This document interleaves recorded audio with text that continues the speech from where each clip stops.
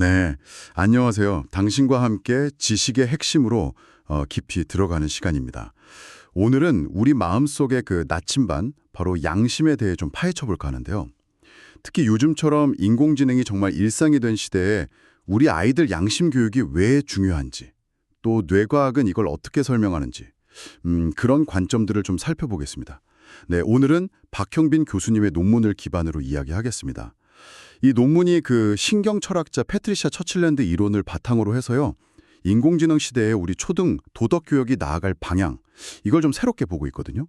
그래서 오늘 저희의 탐구 목표는 이거요. 신경과학적으로 봤을 때 양심은 대체 어디서 오는 걸까?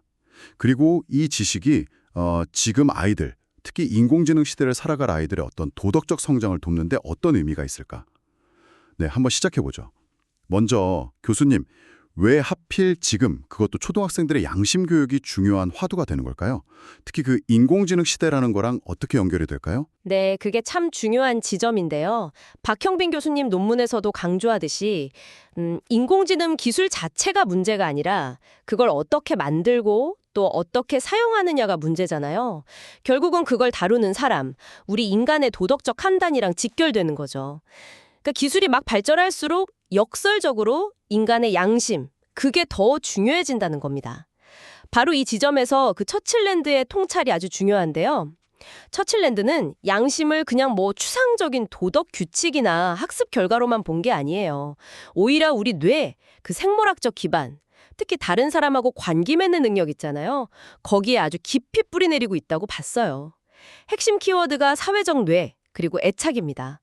처칠랜드가 이런 말을 했죠. 유대는 돌봄을 낳고 돌봄은 양심을 낳는다. 아주 인상적이죠? 와, 유대가 구레곰을 낳고 돌봄이 양심을 낳는다. 이게 그냥 시적인 표현이 아니라 신경과학적으로도 근거가 있다는 말씀이시죠? 그럼 뇌 안에서는 구체적으로 어떤 작용이 일어나길래 그런 연결이 가능한 건가요?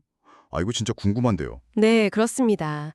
실제로 우리 뇌 안에서는 굉장히 다양한 신경화학 물질, 또 뇌 구조들이 복잡하게 상호작용하면서 양심 형성에 관여를 하거든요. 예를 들면 그 옥시토신이라는 호르몬 많이 들어보셨죠? 흔히 뭐 사랑 호르몬 이렇게도 불리는데 이게 타인과의 유대감을 높여주고 스트레스는 줄여주고 그래서 사회적 관계를 좀 더 원활하게 만들죠. 또 우리가 만약에 사회적으로 바람직한 행동을 했어요. 그래서 칭찬을 받거나 인정을 받으면 그 뇌의 보상 시스템, 뭐 예를 들어 전전두피질이나 기저핵 같은 곳에서 도파민이라는 게 나와요. 이게 기분 좋다는 신호거든요. 아, 도파민이요? 네, 게임에서 보상받는 것처럼요. 그 좋은 느낌 때문에 그 행동을 자꾸 반복하게 되는 그런 원리죠. 반대로 만약에 사회적으로 좀 안 좋은 행동을 해서 비난을 받거나 거부당하면 이번엔 세로토닌 같은 물질이 작용하면서 좀 불쾌하거나 불안한 감정을 느껴요. 그럼 자연스럽게 그 행동을 피하게 되고요. 이게 바로 강화학습이라는 건데요. 뇌가 이런 사회적인 피드백을 통해서 시행착오를 겪으면서 뭐가 옳고 그른지 그 가치를 배우고 내면화하는 과정인 거죠. 아하, 물론 다른 사람 행동 보고 배우는 거, 그 사회적 학습, 모델링도 아주 중요하고요. 그러니까 칭찬받으면 기분 좋아서 더 하고, 약간 눈치 보이고 그러면 좀 위축돼서 덜 하게 되고, 그런 우리가 그냥 직관적으로 경험하는 것들이 실제로 뇌 화학작용으로 설명이 된다는 거네요. 신기하네요. 그렇다면 반대로요. 양심이 좀 잘 작동하지 않는 것 같은 경우, 예를 들면 사이토패스 같은 경우도 혹시 뇌랑 관련지어서 설명할 수 있을까요? 네, 그럴 가능성이 상당히 높다고 봅니다. 논문에서도 나오지만 양심이 좀 결여된 것처럼 보이는 사이코패스의 경우 감정 처리나 공감 능력과 관련된 뇌 영역의 기능이 좀 다르다거나 아니면 특히 아주 어릴 때 결정적인 시기에 안정적인 애착 관계를 형성하지 못한 경험, 이런 것들과 연관될 수 있다는 연구들이 꽤 있습니다. 또 정반대 극단도 있어요. 도적적 세심증이라고 부르는데 이건 양심이 지나치게 예민한 거예요. 그래서 아주 사소한 잘못에도 막 엄청난 죄책감이나 불안감에 시달리는 경우죠. 아, 너무 과한 거군요. 네. 결국 보면 어느 한쪽으로 치우치지 않고 건강하고 좀 균형 잡힌 양심을 형성하는 게 중요하다. 뭐 이런 걸 알 수 있죠. 이런 신경과학적인 이해가 도덕교육에 정말 중요한 실마리를 던져주는데요. 박형빈 교수님도 논문에서 이걸 바탕으로 몇 가지 교력 방향을 제시하고 있어요. 첫째는 아이들이 어릴 때부터 안정적인 애착 관계를 맺는 게 정말 중요하다는 걸 이해하고 좀 따뜻하고 지지적인 환경을 만들어줘야 한다는 거고요. 네, 환경이 중요하군요. 그렇죠.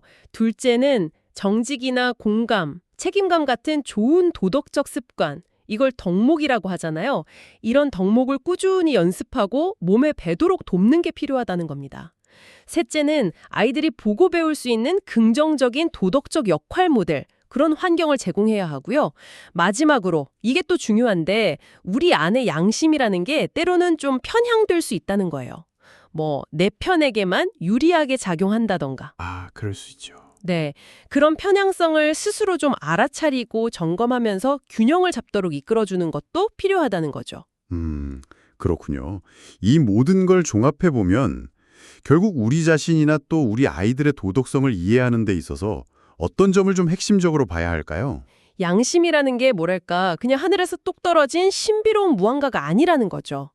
우리가 타고난 뇌라는 어떤 생물학적 토대가 있고 그 위에 살아가면서 맺는 관계들, 특히 타인과의 애착, 그리고 사회적인 피드백 같은 경험들을 통해서 아주 섬세하게 조각되어가는 과정이라는 점입니다.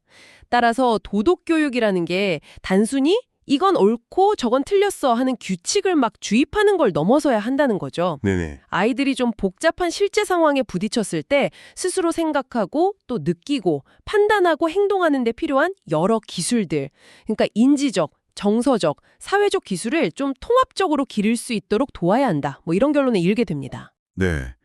정리를 해보면 오늘 박형빈 교수님 논문을 통해서 살펴본 처칠랜드의 이론은 양심이 우리 뇌의 어떤 생물학적 작동 방식하고 또 사회적인 경험, 특히 애착이나 학습 같은 것들이 서로 막 영향을 주고받으면서 만들어진다는 걸 아주 강하게 보여주는 것 같아요. 이건 특히 기술, 그중에서도 인공지능과 함께 살아갈 우리 다음 세대에게는 훨씬 더 깊은 울림을 주는 그런 통찰이 아닌가 싶습니다. 네, 맞습니다. 여기서 한 걸음만 더 나아가면 이런 질문을 던져볼 수 있을 것 같아요. 우리의 가장 큰 어쩌면 본능적인 도덕 감각이라는 것이 이렇게 실제적인 만남, 그러니까 생물학적인 유대감이나 사회적 상호작용에 깊이 의존하고 있다면 점점 더 가상화되고 비대면적인 상호작용, 심지어 인공지능하고의 상호작용이 늘어나는 이 미래 사회 환경은 과연 다음 세대의 양심 형성에 어떤 영향을 미치게 될까 하는 질문이죠. 아, 중요한 질문이네요. 네. 인간이 아닌 존재와의 그런 상호작용이 과연 어떤 종류의 애착이나 사회적 피드백을 제공할 수 있을지, 또 그것이 우리의 도덕적 나침반을 궁극적으로 어떻게 바꿔놓을 수 있을지, 이 질문에 대한 답은 아마 우리 모두가 앞으로 계속 고민해봐야 할 숙제가 아닐까 싶습니다. 네, 정말 깊이 생각해볼 문제를 던져주셨네요. 오늘 심층탐구 함께해 주셔서 정말 감사합니다.